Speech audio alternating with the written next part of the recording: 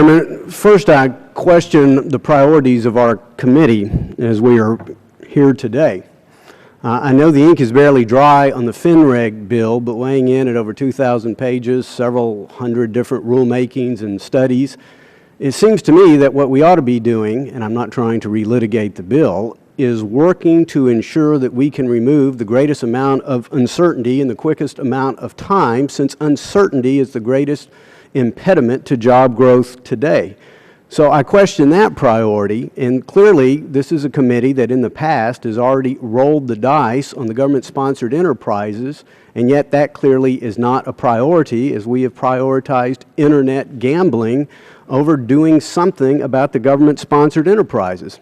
The second point I would like to make is I understand the proponents have talked about the possibility of new revenues. To the extent those new revenues were actually used to reduce the deficit, I might be inclined to take a very careful look at support, but I'm afraid that simply new revenues to grow new government programs is frankly not terribly appealing to me. I've heard those who have argued that this is a matter of personal freedom.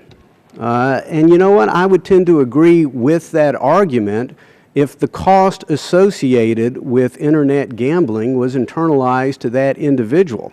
But unfortunately, given the social welfare state that has been created, the fact that we are a bailout nation, I've seen many compelling studies from the Federal Reserve talking about the incidence of bankruptcy linked to proximity to gambling casinos, homelessness in Australia associated with the activity.